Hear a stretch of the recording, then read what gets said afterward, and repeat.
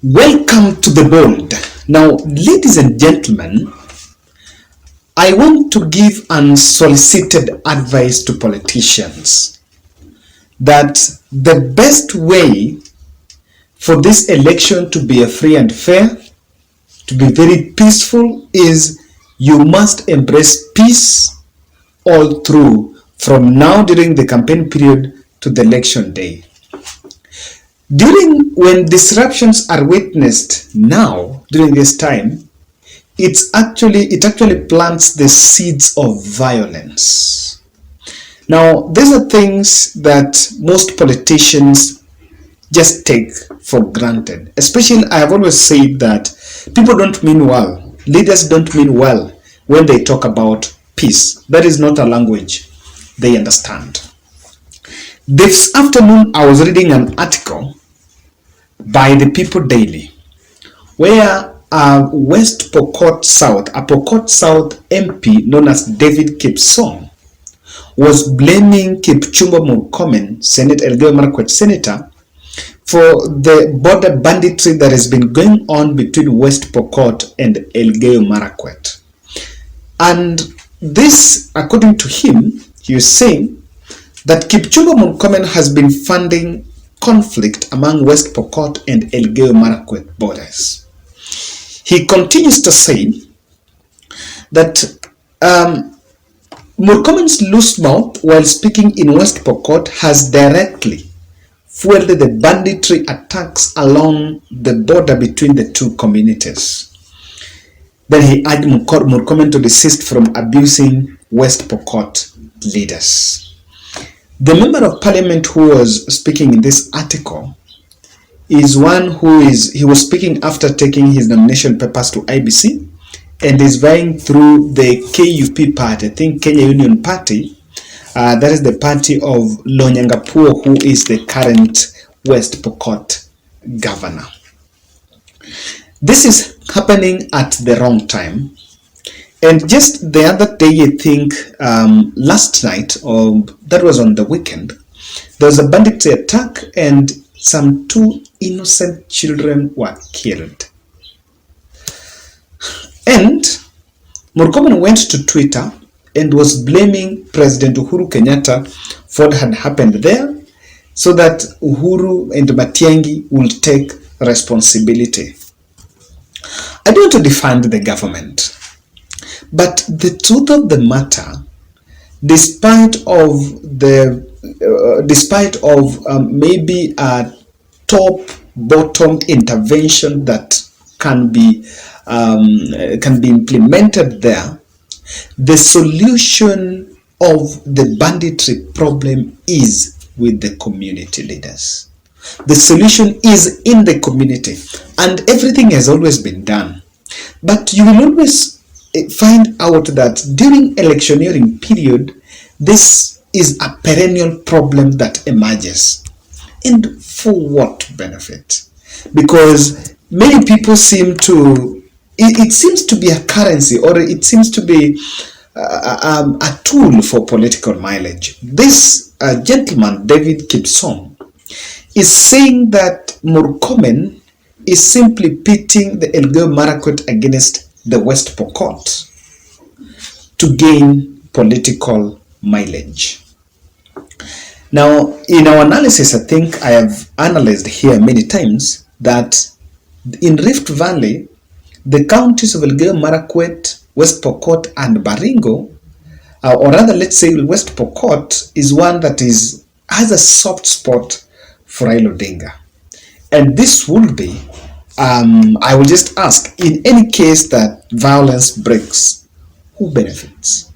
In terms of this banditry, I was just watching another documentary. It was just done around this, but that was done in the 1990s. And it was a CNN documentary. It was a BBC documentary.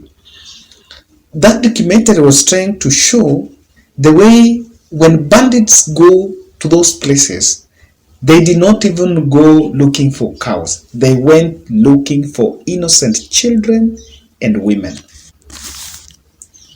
So if you've been following the West Pokot incidents, you will realize that there is there is devastating human, um, destroying human rights, or rather infringing basic human rights in that area. So according to him, he's saying that Murkomen should be held responsible because of just a lot of verbals. The way he's been abusing, he's saying the way he's been abusing leaders on West Pokot, and this has brought in some tension according to this gentleman. Of course, that was an article that was published by the People Daily. This is a very serious topic, and of course, I don't want to be, let's say, I don't want to put in my opinion. Rather, we just report what was there.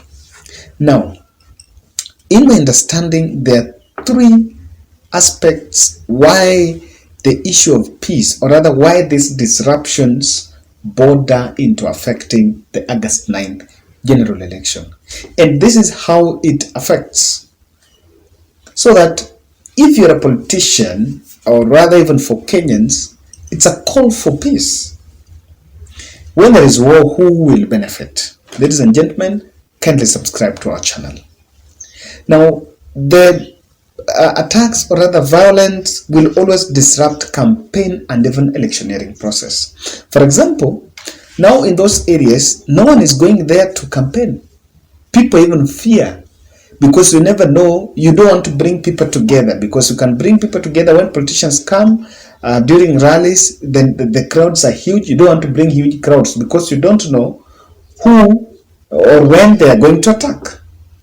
Now, without that, the area continue to be cannibalized, because no government will feel like, why do you pay attention to them, and they are not even part of it. Secondly, look at the transport of election materials, even how they're going to be taken there. If they can go and attack children in a school, how about an IBC vehicle that will be carrying ballot papers? This has been witnessed even during exams, even though we understand that this is something that really, this is a very emotive factor in West Pokot. Secondly, the tension that emerges from this conflict brings in voter apathy. Two ways. Number one, just as a reaction, people panic grips the region, and some people tend to migrate from the area. Someone might be migrating and he registered as a voter there. That means he cannot vote. Secondly, the ones that maybe can break through and remain there will not be very comfortable going out even to vote, because they are fearing that the process will be altered. And to some deeper instinct, I look at it in a way that, who is it going to benefit? If people don't turn up to vote in West Pokot, is it Raila votes are going to reduce, or is it William Ruto's votes are going to reduce? Those are the pertinent questions. Lastly, it also shows the incompetence of the government, that government has left the region. But how about if that is the intention?